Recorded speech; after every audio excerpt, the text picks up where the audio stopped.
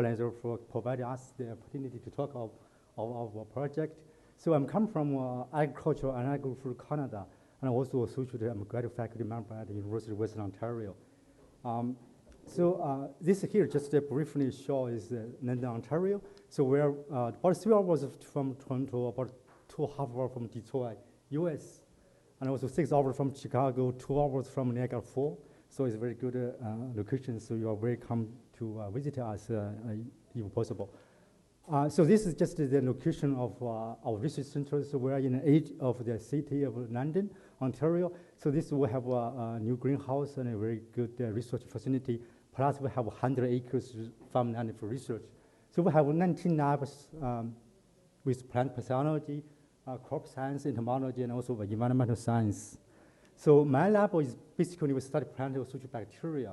So as you can tell, we have notes for pathogens and also beneficial bacteria in the soil. So this is a very essential part of agriculture and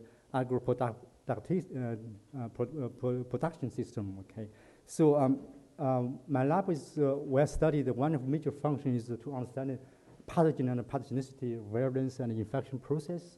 But today we're not able to talk about this part. So in the second part with my lab, we study how we can explore the beneficial bacteria to use this bacteria to promote crops growth and health and perhaps yield, and how to use this beneficial bacteria to prevent or reduce disease, and also to have potential to see how we can using this bacteria for industrial application to produce biofuel and bioproduct. Okay, so I'm studying with this bacteria we isolated from corn stalks, the decorating corn stalks and corn roots. So this bacteria we found have a very strong ability to inhibit the growth of fungi pathogen. So that's why we essentially call this bacteria as antifungal B. So later on, we found this bacteria can also have a very broad antimicrobial range. They can inhibit the growth of a wide range of fungi and bacterial pathogen. So this was making us get interested because agriculture, we're more focused on this potential use biocontrol with beneficial bacteria. Okay. So later on, we found more interesting come with this bacteria because it can grow on nitrogen-free media. So this suggests they have ability to fix nitrogen to make an ammonia nitrogen fertilizer.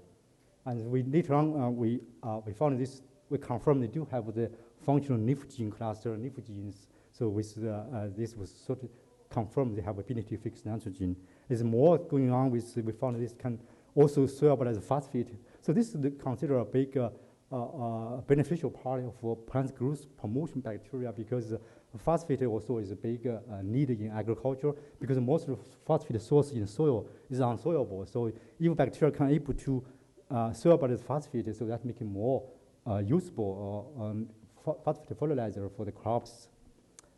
As more going on, so we can produce, this bacteria also can produce the plant growth hormone directly. So this can produce, in this assay we did, they can produce about 8 micrograms per ml. It's quite significant for produce plant growth hormone in this case. So we did that also test this is have ability to have growth promotion in greenhouse or not. So we use corn crops in greenhouse. As we have inoculated bacteria in the roots with corn, so you can significantly increase the plant biomass compared with the control. And also have a big root system compared with the control without bacterial inoculation. This is a greenhouse study. And we also tested in tissue culture with potatoes. With this one's inoculation with bacteria, they have significant biomass increase. Also same with cucumbers with this increased the biomass. And also this, we tested also albidosis, this is model plants we used.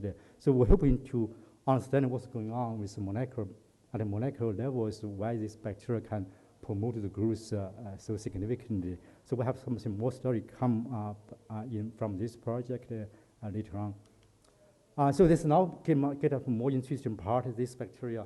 We tested they can able to grow on hemicellulose as a carbon source, and this one is control E. coli strains which of course could not grow on hemicellulose, and it's more it can grow on lignin as a pure carbon source. So this was a lignin stain. It show how the enzyme can degrade in the dye, which is mimic of the lignin compound. Okay, And also it grows on cellulose. So this is a classical Congress stand. So most of you may be familiar with that. So this suggests this bacteria can directly use in these three major compounds, plant cell wall, to produce something maybe useful for industry. Okay, so this slides actually, we spent about 2,000 made these slides. We're now writing a real paper for this project. So this is classical with three compounds. Show this was biomass. So the brown one is cellulose, and the red one is lignin, and the green one is hemicellulose. You can see this lignin essentially weave around the hemicellulose and the cellulose, so that we making this biomass is not accessible by cellulose enzyme. So that's why lignin is a major bottleneck of biofuel, bioproduction. In fact, USDA was listed this as top 3 big problem for biofuel, because this essentially reduce this the productivity of biofuel, because the lignin making this cellulose enzyme not accessible to the cellulose. Okay, so we did also collect this the corn stalks from field, and we used a machine to melt into powders, and we added this one into the bacteria due to fermentation. So this is solid state fermentation, but later on we found this may be semi-solid state fermentation may be better. So we found it to produce penicillin lactic acid. So this chemical is quite useful because it's a major raw material to produce a medicine like penicillin G. And also this chemical can use it in a perfume industry. It's quite expensive chemicals. So we also did a direct lignin degradation. So this one we mixed lignin with agar. So you can find it produce some liquid in the bottom. We did chemical analysis with GC, and we found it produce butanol and 2,3-butyl directly. And we repeated the assays to find the same result. So this suggests this bacteria can directly use lignin as feedstocks to produce a biofuel, a bioproduct. So that's get us very excited about that. So it's very hard to find one bacteria can do so many good things with agriculture and also industry applications. So that's why we decided to sequence the whole genome in my lab in last year. So this turned out to have 6 megabase, the chromosome, only one chromosome, no plasmid. We did it with by Illumina MassTech sequencing platform. And we also did compile genomics. Of course, we compile our strains with other fully sequenced bacteria, 20% and to see how many genes, specific strains, and also how many conserved genes with this bacteria.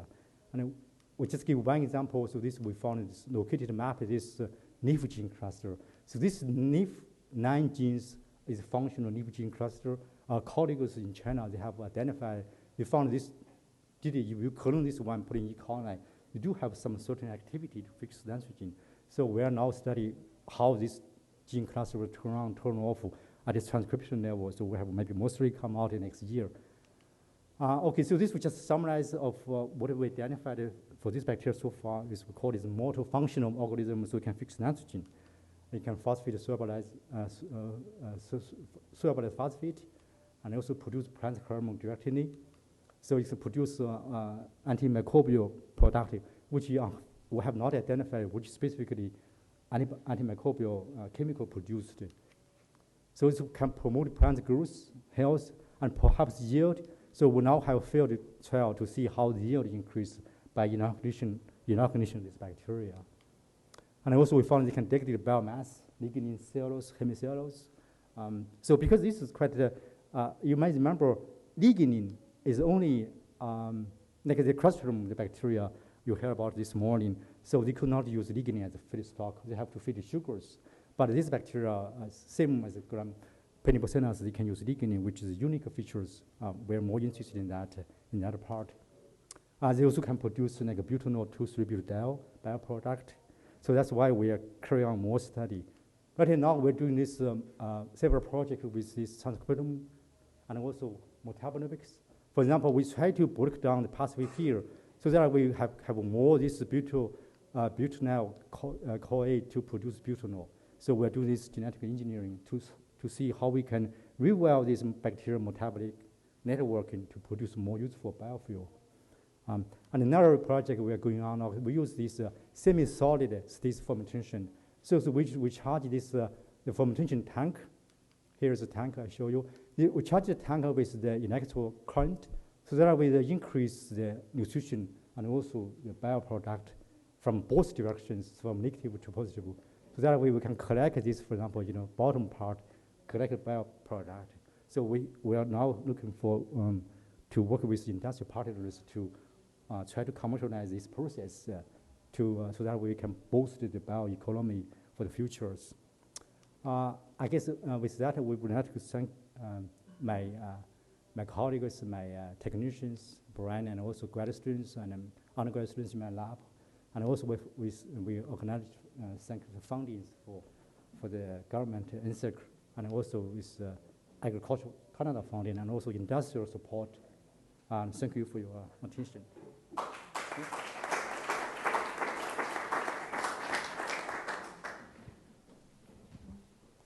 Good. Yeah, I'll give it 10 minutes. Maybe. Very nicely on time, I have to say. So we have the option of tons of questions, or we can continue on. So let's see some questions, yes. Please. Produces some kind of biofuel? Could you repeat that? Did I get it right that in the degradation of lignin, yes, there was a production of biofuel? Yes, yeah. What is the nature of that biofuel? The one we did chemical analysis is butanol and 2,3-butyl. Yes, yeah. It's second generation. Yes. What were the enzymes that were involved in lignin degradation? Do you have indications for lignin modifying enzymes like lacase, peroxidase? Yeah, that's a good question. So we try to map in this enzyme, butanol enzyme, but we couldn't find the completed lignin degradation pathway. That's why we have some red markers, which we believe maybe they use some different pathway to degrade lignin. Yeah. Did you find any? No, not yet. So that's. No enzymes? No, we found some butyl. Yes, butyl. So now that's why we're doing this transposon mutagenesis to identify maybe more in the future. Yes.